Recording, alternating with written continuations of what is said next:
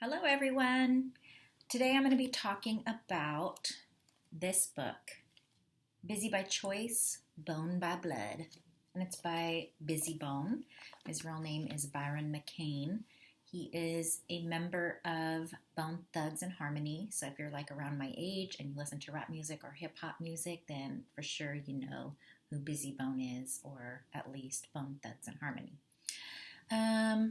So what drew me to this book was I was listening to Hotboxin', which is Mike Tyson's podcast, and he had Bizzy Bone on there. That he was interviewing him, and Bizzy Bone started talking about that he had an autobiography out, and how he was kidnapped as a child and recovered by John Walsh, who was the host of America's Most Wanted.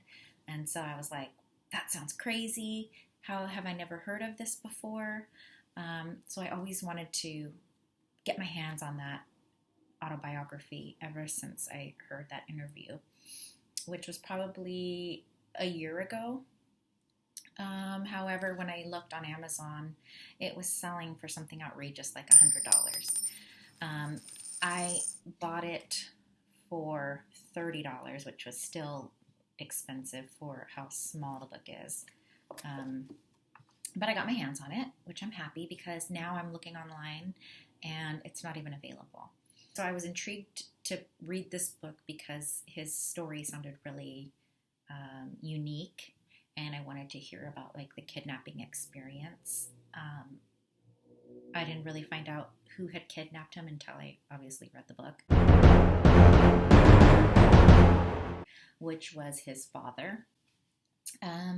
So first about the book, it was written in 2012. So Bizzy, Byron, I'm going to use those names interchangeably. Bryon, his name is Bryon. His dad is named Byron, so they might sound really close together. So he was 36 when he wrote this book. So, I mean, that's kind of early to write an autobiography. So I don't know if that kind of affected the content of his book because there wasn't a lot of detail in there. It was kind of more like a brief summary of his life. He kind of reminds me of like how I would write a story before I took like a creative writing class. And, it's not much, there's not much like setting the environment or like emotion, like the craft, the writing craft isn't really there. It's just kind of like matter-of-factly telling a story. So it kind of had a YA feel, a young adult feel, because, it's kind of like has, pretty large print. It has like pictures in here, kind of gives you like a, like the teen beat feel. And it's not very long at all. It's like 170 some pages. To put an autobiography into that many pages, it's not very long. Like each chapter is probably about 2 to 5 pages, so it's a quick read. But I feel like halfway through, like after he talks about being kidnapped as a child and things like that, it kind of loses some substance, and he kind of just starts giving his opinion on certain things. There's a lot of talk about like God and things like that, so he's pretty religious. Even at the end, there's kind of like short accounts from other people that are close to him, like his sister and his mom. So I think that the story, it was good coming from, being kidnapped, overcoming trauma, or at least dealing with trauma, dealing with mental health issues. He talked about like when he was younger, using drugs. And getting into the music industry, kind of like acclimating to LA, the culture in LA, like gang culture. He said, I think it was Ohio, that he was from Connecticut, Ohio, something like that, somewhere over there. But he said, like, if you wore a starter jacket, it was just a starter jacket. But if you came to LA, like, you couldn't have any blue on or red on or, certain shoes on. He said the color thing was really big, obviously. He talked about working with Eazy-E, which was really cool. I wish that he could have expanded more on that because we don't really get that much insight on, like the everyday Eazy-E. I kind of wish he would have talked more about like the time that he was in foster care or just, even like his drug use, like something more. Because like he was taking crazy drugs like embalming fluid and of course weed and alcohol and things like that, but I think there were some other things which seems crazy to me, but he does say, like, as somebody who has used drugs in the past, he just advises younger kids to not even do drugs at all, which I think is a good message. So, the story part of the book, Bizzy recounts his earliest memory, which he says, I don't really believe this, but who knows. He says that he was in outer space before he was born. He was in outer space and he was having a conversation with God, and God asked him which body he wants. Like, he gave him a choice of bodies to inhabit. And so he said that he chose his body. And then he remembers there being like a whirlwind and him coming out the birth canal, which was super crazy.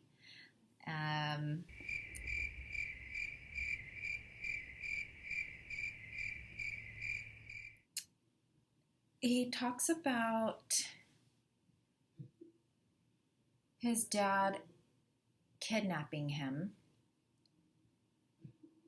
which was a very confusing issue in itself, because his dad questioned if Bizzy was his biological son.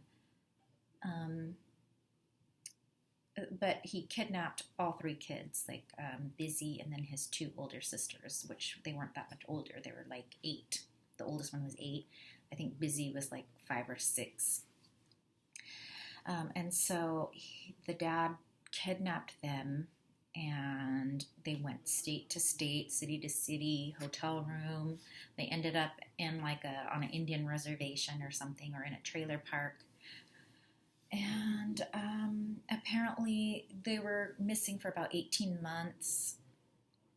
And they were featured on America's Most Wanted. Well, actually, Bizzy was the only one featured on America's Most Wanted, which is confusing because I'm like, if 3 kids are missing, why is only one being sought after? So I guess the mom had been searching for them for like 18 months. But then it's so weird because she had remarried during the time they were missing, which seems really bizarre to me. So the kids were recovered because a neighbor in the trailer park recognized the kids. And they were recovered, and the recovery was televised and everything. So the kids were reunited with their mom, but Bizzy says he was too young. He doesn't really remember the reunion. And he talks about, like, he doesn't remember a lot from the time that he was kidnapped because he thinks that he was too young and it may have been kind of traumatizing. And so he says, like, maybe some of his memories were kind of repressed. And he talks about, like, during that time that he was with his dad, there was an incident that Bizzy had been molested by a 12-year-old boy. And so that was really sad. But I appreciate, like, his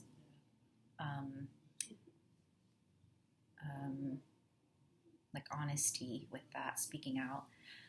In the book, he says that he doesn't, consider his dad a friend or family or anything like that. Instead, he calls Jesus dad and God granddad, which is super weird to me. But I feel like maybe he's doing that because he's wants a connection with like a male figure or something. I don't know. But also, he has 10 plus kids. He put in the book, he put 10 plus. And that's so crazy. He said that like he had his first kid when he was 14 years old, which is really sad. I mean, you can kind of understand because he didn't have like the family structure to really maybe keep him on track in life. And so maybe if you're in search of a family, you start having kids in search of that family and that love and things like that, which I can understand. But it's just so sad because 10 plus kids, and he talks about not being there for them because he's just too young. He's not even a man yet, he says. And so while he's still searching for his own father figure, you know, in God or granddad or whatever, you know, hopefully he can step up for his kids, you know. He talked about a lot of having battles with like Satan or like demons and things like that, which is pretty scary. He didn't really go into detail about it though, and that's what I'm talking about. Like there wasn't really the craft of storytelling, but he just talks about like, you know, this affects his ability to have relationship with women because he feels like anybody that he loves, the devil will attack or something like that. For me, I'm assuming like, okay, maybe these mental health issues are due to like the drug abuse. Like, I mean, embalming fluid, you know, it's got to have some effect on your mind. And also, of course, trauma from when he was younger.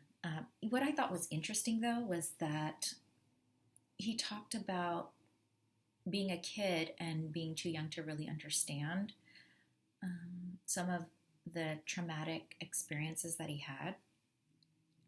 And, you know, he didn't act traumatized during the time, and it didn't really manifest until later in life, which I thought was really interesting.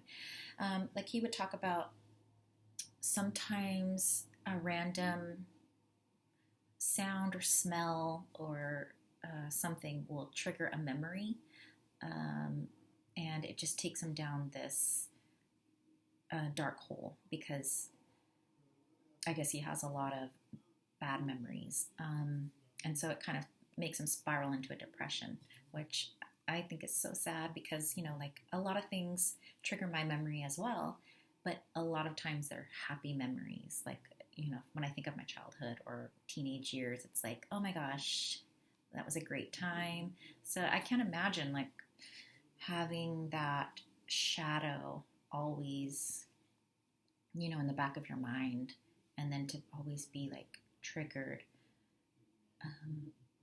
of that memory. That's seems really hard, and I could see why he would maybe get into drug use too, to kind of like to kind of numb those feelings maybe. So when he was around 6 years old, he was kidnapped by his dad, whose name is Byron, and he was an ex-NFL player. I guess they said that for the Pittsburgh Steelers or something. And so Bizzy's account is that even though their names are similar, his dad's name is Byron and his name is Bryon, and they're spelled with Y's, that there was some question about if Bizzy was Byron's biological son. So there was confusion around that. Not until the end, when his mom gave her account. She said she didn't want to go into too many details because she wanted to protect, you know, their privacy. But she said that Bizzy is indeed Byron's biological son, but she had told authorities that he wasn't, so that, they would go find the kidnapped kids. Interesting. Oh, so then they went to, after they were recovered, Byron said that the mom had remarried and she was in another abusive relationship. And so the kids, felt unsafe, and Byron says that the mom sent the kids to foster care and said that she had to get herself together, and she would come back for them. So when they were split up, the kids were split up in different homes.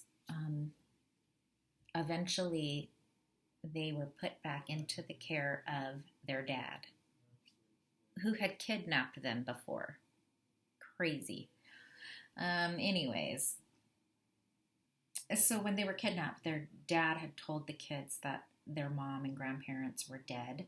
They had changed their names. That's pretty crazy. He says that the first time he ever talked about the kidnapping was in his song, Nobody Can Stop Me. He said that there was a period, after he went to foster care, he kind of met the other members of Bone Thugs and Harmony. And, they bonded over like songwriting and things like that. And I guess, they would like steal cars, stuff like that. They went off to LA to meet Eazy-E. They got signed to Ruthless Records. They said like Eazy-E always took care of them, was really good to them. Towards the middle, when I said he kind of loses substance, like talking about his story, and he kind of gives opinions on like some political things. But one of them was prison. Like he was talking about how he hopes that felons get the right to vote. And then he says like in prison, there's too many men together, and they're all like, I guess maybe kind of like the violent ones. They're all together, and he says it's just too hard for them to come out of that environment and then just like readjust to society. And he says that conjugal visits should be mandatory, which is kind of funny. He talks about police, him having like some police friends, and he talks kind of like about the bad apples.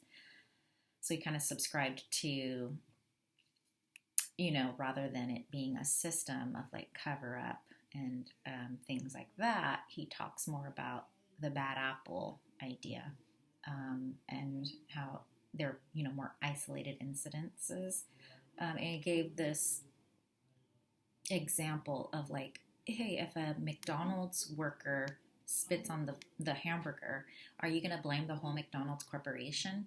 And he's like, no, I'm still going to buy a Big Mac and all this stuff, which is just crazy, because if a McDonald's employee is spitting on the food and McDonald's doesn't do anything about it, doesn't discipline them, doesn't change that behavior, instead covers it up or denies it or transfers that employee to different McDonald's, I mean, you see, it's more of a systemic thing, not just a one bad thing, one bad person. Anyways, that's just a crazy comparison. But anyways, so during the book, he talks about how he couldn't really connect with women because of his, just the way that he grew up, and like his broken family, I guess, and the demons that he deals with. But however, now currently he is married and he has another child, and his family has a YouTube channel. It's called Jam TV, which is super cute. It's good to see him doing good. He's actually pretty funny to watch. And I think that's about it. I mean, I feel like maybe it was hyped up more than it should have been, but like I said, there just wasn't a lot of detail. Like, it kind of reminds me of like how I would tell a story. Like, it's like, why say something in 30 words when you can say it in 15? You know, but sometimes, you know, you want to paint the picture and put the person in your position, and you want them to feel the emotion, or, you know, put them in the moment that you were in. And I don't feel like he really did that. He just kind of was like, it was cold outside, when you could say, you know, it was overcast, and you know, there was a light breeze. Anyways, I can't think of anything on the spot, but that's what I'm just trying to say is, it's like super short, very like young adult, or kind of a read. And like I said, like the pictures are kind of like reminiscent of like I don't know, the teenage little magazines. But it was cool. I'm glad I read it. So that's all I have for you. See you next time.